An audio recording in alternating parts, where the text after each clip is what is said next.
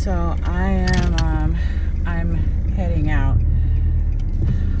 I have a grip of things on my mind. Nothing bad, just I'm a thinker, and constantly thinking about things. So I had to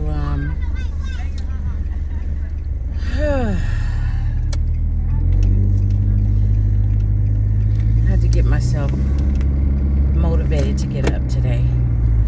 And nothing's wrong. That's the key. Okay, sorry, that's me going over bumps. But nothing's wrong. I'm just, when I get tired, I get tired. And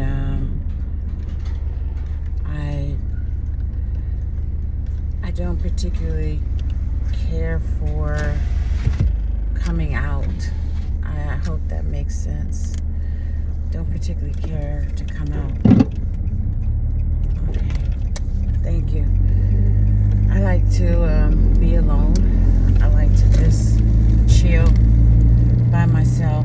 And you want to know what I noticed as a in my youth? And I was talking to my mom about this. I said, it seems like I get like this, sometimes I get like this after a really, really high day or high evening or something. So you guys know we went to the Ty Tribbett concert, had a blast, woke up, and like he said, it's a brand new day.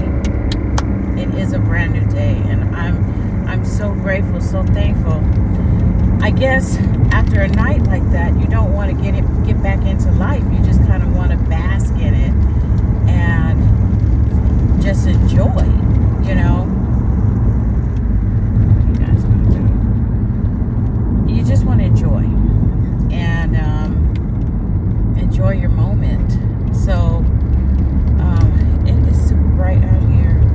Actually, what's funny is I have transitions. So my glasses go dark, but the light, you know, so it's like my eyes have to adjust, and I'm trying to like, what? But anyway, and people are like, you can see? No, I can't. I mean, I can, but I can't. I do landmarks. Secondly, I can't hear, so I wear glasses to hear because I can't hear. So my best friends, they'll be like, so I'm like, what'd you say? And I say, what'd you say? And they'll be like, Dana, put your glasses on. And I'm like, oh, that's what you said. And we'll just all start laughing. But that's the thing. They know if I can't hear, obviously my glasses aren't on. So it's just me, just who I am. But yeah, so coming back into life, it's like, why couldn't we just stay a little longer?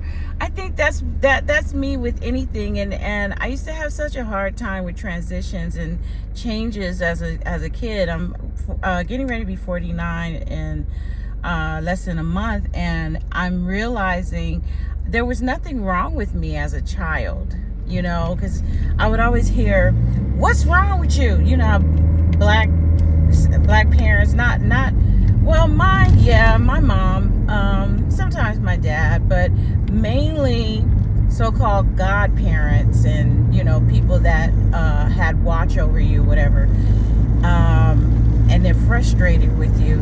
They would say stuff like, what's wrong with you, you know? And I couldn't tell them what was wrong with me because I didn't know something was wrong with me. I'm thinking I'm just, you know, being a child. I'm just doing what most children do, and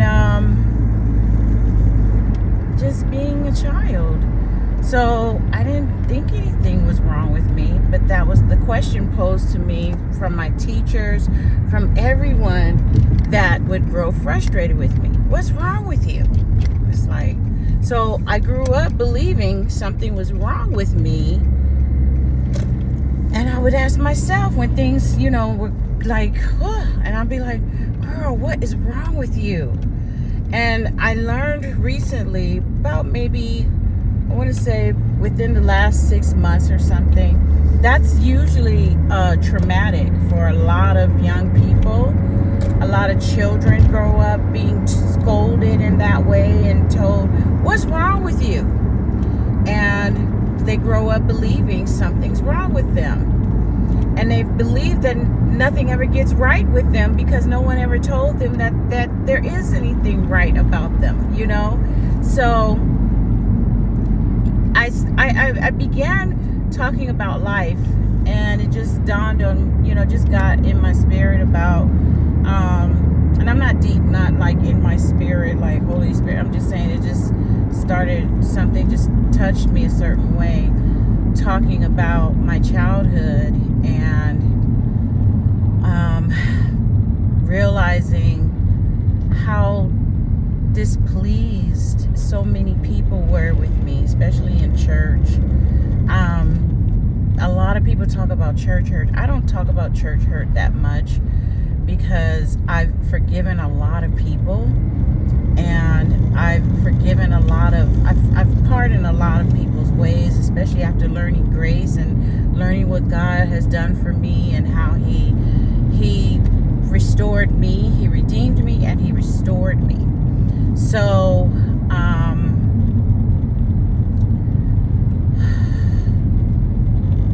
unfortunately, it's now taking me that amount of time and that much to get it together, as far as saying to myself, nothing's wrong with you. You are who you are. You are who God made you. And you're okay. You're just fine. I have a lot of growing up to do, and I thank God that I'll never stop growing. That's a blessing. That's a blessing in itself, that I have so many opportunities to grow. I tell my kids all the time, you're going to transition constantly. You're going to transition from, you're 18, then 21, and then 25, and 30. You'll be transitioning constantly. And I tell them this on purpose because I said, what I learned being a college student, you go in, sometimes you go in knowing what you want to do. Other times some people go in not knowing what they want to do. And then they kind of find themselves doing many different things, trying out many different things. I was that way. Tried out many things, got so many certificates, not even funny. If I had stayed in school, I'd have like 4 doctorates by now. Because that's all I like to do is learn. I just love learning, and but I am I'm constantly talking to my young girls about never feeling like you failed, or you're too far behind, or you're late, or everybody's passing you up. I said, no, everybody goes at their speed, whatever speed that is. Whoever you are, whatever God made you, how He manufactured you, that's who you are. Accept it, like it, embrace it, and enjoy it. We put so much on what other people think about us, and we put so much into, hey, validate me. Tell me who I am, what I'm supposed to be doing, and what do you see? What do you like about me? And honestly, I don't care. All my life I've been this way. I don't care what people think or say or do or anything when it comes to their opinions about me. I don't care. I wanted to care as a child and as a teenager. I truly wanted to care because I wanted to fit in. And I knew I was different, and I knew I didn't care. And I was like, but why do I not care? I should care. And so I would make myself care about what people thought, and it just made me so uncomfortable because it was just like, this is not me. Me, the me. You guys know I don't study you. I hope you guys know that. You're not even on my radar most of the time. You're not on my radar. So as I was leaving, I was like, God, I just wish things could have stayed a little longer. And I thought about my childhood. This is getting back to point A. I thought about my childhood and why I was like always in trouble, and why I was always being confused with, being depressed, unhappy, discontented. And those were further from the truth. I had a hard time shifting. I had a hard time with transitioning. I had a hard time with change. And I still do. But I'm better because I'm more mature now. But I admitted, like, oh, I don't like this. But then I have to tell myself, okay, Dana, okay, don't let anxiety get to you. Don't freak out. Adapt. It's okay. Just adapt to it. So I have these self-talks, and I was taught through cognitive behavioral therapy how to change negative self-talk into positive self-talk. And you change this, you can change everything. Change the trajectory of your your path, your life, the things going on in your life. Just changing your mind, changing how you speak to yourself and how you allow others to speak to you. So, like I said, getting back to point A, I wish we had been able to stay a little longer at the concert, because I'm going to be honest with you, I needed to just be in the presence of God. Now, I'm in His presence at home. I'm in His presence in my car. I'm in His presence daily. Even when I don't even know I'm in His presence, okay? Because that's how much I practice His presence. I could be, figuring out stuff on a receipt or something, and He's with me, and somehow I'll figure it out, and I'll realize, I'm like, you gave me that brilliance, because I'm not a math person. You gave me that brilliance, and I have to give Him the praise. Lord, thank you so much for giving me wisdom to figure that out. All that I have, all that I'm about is Him. It's Him. The things that are me, and how He knows me, and how I was manufactured and all that. When I say the Lord is so patient with me, He wants us to be patient with ourselves. He's like, I'm not putting that pressure on you. You're putting that pressure on you, but I'm not putting that pressure on you. I'm easy. My yoke is easy and my burden is light. Why are you so hard on yourself? Admit your flaws and keep it pushing. I still like you. I still love you. This is Jesus talking to us constantly. He's like, why are you putting yourself down? Did I say you were ugly? Did I say that something's wrong with you? Did I say these things about you? And you're just kind of like, no. And it's like, so why are you believing that? Why are you thinking that way? So as I'm coming down the street, I was like, wow, God, I know where this stems from. As a child, because so much, and my mom, she's just now learning a lot of stuff that happened to me as a kid. Are you gonna let me over, boo? Honestly, it's like stack, okay? People are they're just gatekeepers. They don't want you, no, you can't get in here. Anyway, and we're all going the same way. And none of us are going fast because it's traffic. So, my mom is learning a lot about what happened to me as a child, especially when she left me with certain people, certain babysitters and stuff, and how they treated me.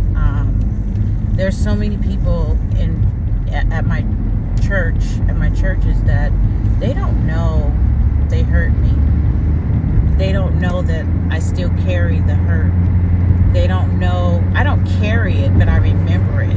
It's not that I carry it. Like I said, I've forgiven a lot of people because I don't have any room for any of that. So I'm just like, whatever, but I haven't forgotten. So my trust issues are real because of how you treated me.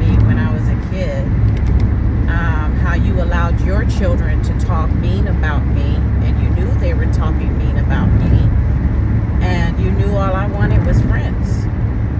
All I wanted to do was just be friends. I didn't know my mom was supposed to drive a certain type of car. My mom was supposed to dress fashionably and dress us fashionably. And because we couldn't, we were shunned. And then we were shunned because we had talent. Because we had Holy Spirit giftings. Who she thinks she is. So people would purposely not allow me to sing, not give me solos, knowing I'd rip a song up, and that's flesh. Don't get me wrong, that's flesh. This is before I learned grace and learned about relationship with Jesus Christ. But yeah, I'd rip a song up in a minute, sing rings around people. But because they were afraid of my talent, I was purposely put in the back. I was purposely not handed the mic on purpose. This happens to me to this day. To this day. I know I'm a fantastic powerhouse soprano. I know this. But I have friends that will not allow me to sing with them. Will not allow me to sing backup for them. Because they're afraid. I'm not going to say jealous, but they're afraid. They're afraid that I might steal their thunder. And I'm not trying to steal anybody's thunder. I got my own thunder. I got my own thunder and my lightning. I don't need yours. I don't need to take anything away from you. I'm like Tupac. I want to see everybody eat. I just don't want you eating at my table or taking from my table. You know? But I don't care. Do you. I'm going to support you. And the reason why my life stays blessed is because, first of all, I'm very transparent. Second of all, I'm not trying to be anybody that I'm not. You understand? I'm me. What you see is what you get. 24/7. In church, out of church. At my house, at your house. Doesn't matter. Okay? You're gonna get this every single time. In a relationship, when I'm in, when I choose to be in relationships with guys, because I do have commitment issues. And that comes from her too, being with people who had commitment issues. They taught me well. But when they meet me and when they date me, this is what they get. Fun-loving Dana, deep thinker, overthinker, and I'm learning that's not a bad thing.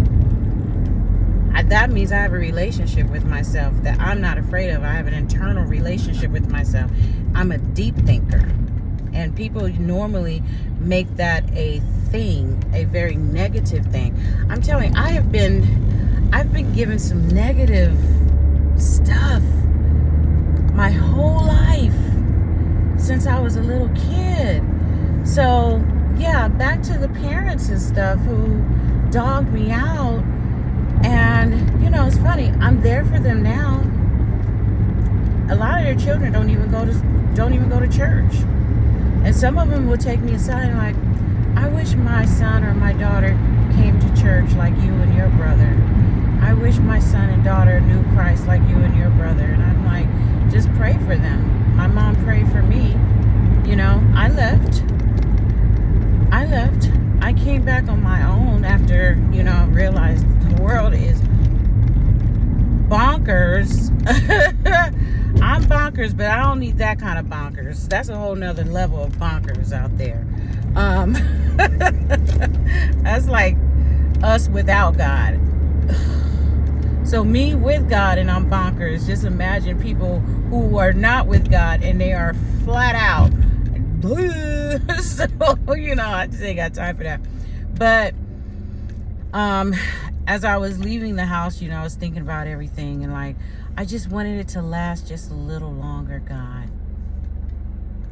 And I remember thinking why I would get into trouble and why, because I didn't know how to express myself. I didn't know how to say, I wanted a second scoop of ice cream. That's why I stole it, because I didn't want to be rejected. I didn't want you to tell me no.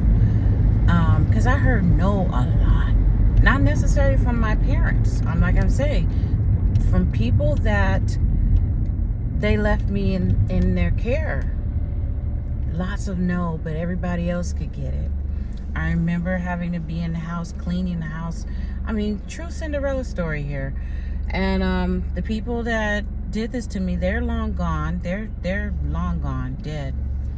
But I was inside the house and everybody else was on the outside. Now, the way I turned it around for my good, I saw it that I was learning life skills. While everybody else got to go play, I was inside learning how to really, really, really clean crystal and take care of, you know, very expensive china and things like that, and clean the house from top to bottom, even though I was the only one that did it. And you know, I had my cry years ago. I had my cry about it because I was like, I should have been able to play like a kid. Why was I, you know, treated that way? And the thing that came to me constantly as a child was because I was dark skinned. And I've always been around a lot of light-skinned people. I don't have colorism or anything. Other people have colorism towards me. They show colorism towards me. And so a lot of my pain came from people who were light-skinned and thought they were better than me, and thought that I shouldn't have anything and nothing good should be happening for me or going for me because I was dark-skinned and because they were light-skinned and had this long, beautiful hair and all the boys liked them and da-da-da-da-da. So if one guy showed me interest, oh, forget about it. Next thing, my name is Mud. The girls would jack me up at church. Jack up my name. They're probably watching this video right now, and they know who I'm talking about. They know I'm talking about them. I'm opening up now. I'm starting to say ... I'm starting to tell you the journey that my life went through because of the pain that you caused me for no reason at all. And all I ever wanted to do was be friends and be part of your family, you know, as far as like the inner circle and stuff. I didn't know I was different. And I would come home from church crying because I'm like, Mom, why didn't they invite me?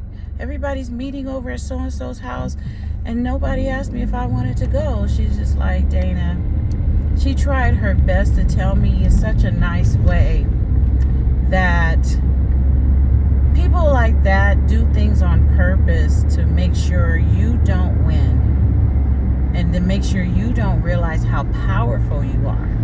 So when good things would happen for me, I wanted it to last so long, so badly. I wanted God to keep it going because I didn't want to come back to life, because life sucks.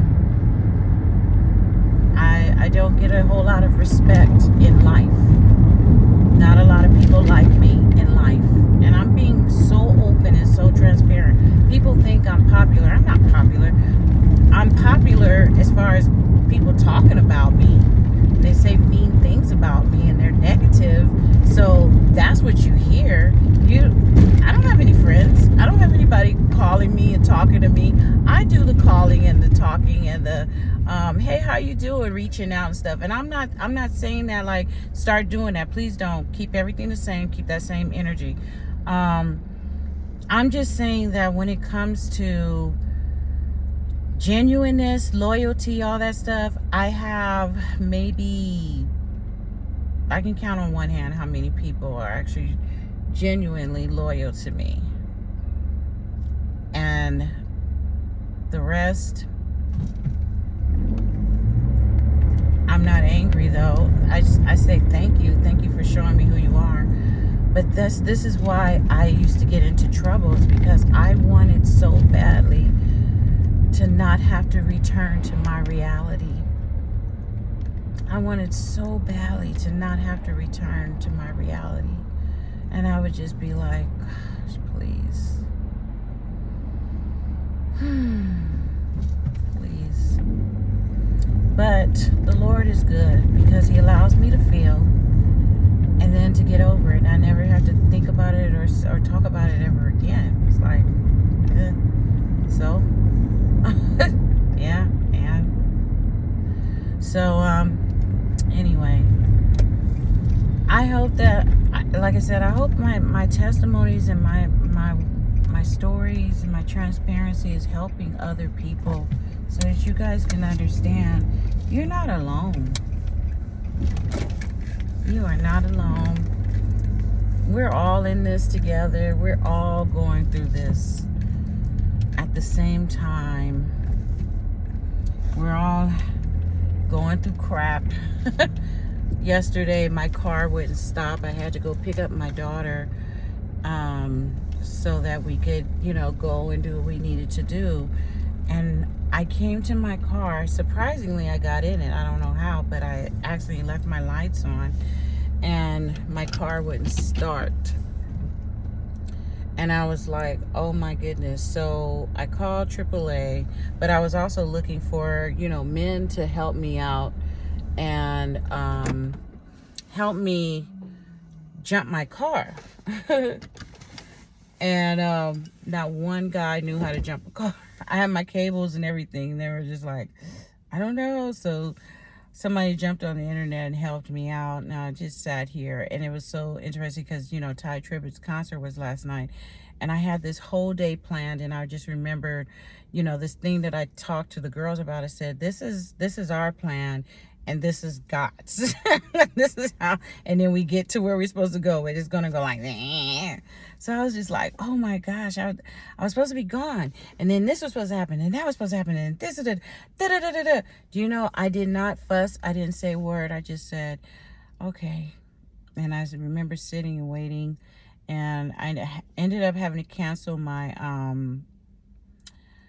my call to AAA because someone did come by and he was able to teach me how to hook up everything. And there was a young lady that was willing to turn her car around to help me, and I was just grateful. And I got to my daughter, and we did what we had to do. And then last night we were traveling through traffic to get to Ty's concert, and we were just taking our time. It was too much traffic. It was like, what you gonna do? You can't do anything about it. So I believe with all of my heart, I'm changing. I'm growing. But it's also because I'm able to revisit the places where it hurt so that God can heal those places. And that 8-year-old little girl can finally get some peace. I feel her growing inch by inch, little by little. She's growing. She's becoming 9. She's becoming 10. My growth was stunted after my parents divorced, and then having to wear that stigma of being a divorced kid. I mean, a child who came through divorce. And it was just all kind of stuff going on. And then the stigma of going through divorce as an adult with 2 children, and people are like, looking at you like, and it's like, what? I can't leave them. He could choose to leave, but I can't leave. I'm all they have. I gotta stay. I gotta be here for them. So that's what I did. I stayed and I was here for my children. And I'm so glad that I was, because and I'm not saying this because they're my children. I'm saying this because they're amazing people. They deserve to be chosen. They deserve to be chosen. They deserve to be, they deserved for us to stay put and get them to their next level so that when they get 18, 19, 20, 21, they can move through life, That's what us parents, you got selfish parents out there who are like, I don't have to do anything for you, or you came along and you disrupted my life. You know, it's because of you. I have to pay so much child support. It's because of you. I have to do that. I have to do that. I have to work. I have to. It's like, no, it's because of us making decisions. And along came, and now that they're here, we're supposed to, you know, we're in a full-on ministry to get them where they're supposed to go. I don't know parents. I don't know. I don't understand parents who walk away. I don't get it. I do not understand. And, you know, I don't care if you say, well, you know, they disrespect me and they don't respect me. Who are you? You've never even asked for their respect. If you left them, they're not going to respect you. And then if they tell you how they really feel, why are you so afraid of it? Is it because it's the truth? Is it because what they have to say is it's a mirror showing you how terrible your decisions were, that you're not as grown as you think you are, that your children obviously are much more of adults than you are and will ever be. And I'm saying this for men and women. I'm not just talking about men. I'm talking about there's women out there that walk away from their children. And then they get mad because the children don't want to have anything to do with them. It's like, but you left. Hello? Oh, don't get me started on these people. Nutsos. It's like, you're the child, they're the adults. That's exactly how I see it, and that's how I call it. I call a spade a spade. Your kids got way more sense than you. I wouldn't meddle with you either. Toxic people, ugh, just get away from me. Anyway, you guys have a fantastic day. I'm about to get this therapy going, and I'm out. And then I'm going to go home and see my babies. But God bless you. God bless you. Be gentle with yourself, but be honest with yourself. Be honest. Do not lie to yourself. I'm tackling things and I'm able to get over things because I'm acknowledging that wasn't my fault. I would not have ever told myself, what's wrong with you? They were telling me that something was wrong with me. And I'm like, wow. So all along I grew up, what's wrong with you? Afraid to make mistakes and afraid to, because I didn't want to hear, what's wrong with you? And to this day, I've had so-called directors come into my face, snatching my mic out my hand and saying, in my face. How disrespectful, how rude. But you know what? Life tapped that ass later. That's all I'm going to say about that. Yeah, life tapped that ass. Excuse my language, but it's really in the Bible. The word ass is in the Bible. But you got to be careful how you treat people, because your day's coming too. Trust me, your day's coming. Everybody gets a turn, baby. The bus comes around every 20 minutes and everybody gets a ride. Be careful. That's all I'm going to say. God bless you. God bless you. Treat people right. Treat yourself right. Treat people right. Stop thinking you're better than everybody, because you ain't. All right. I love you guys. Bye.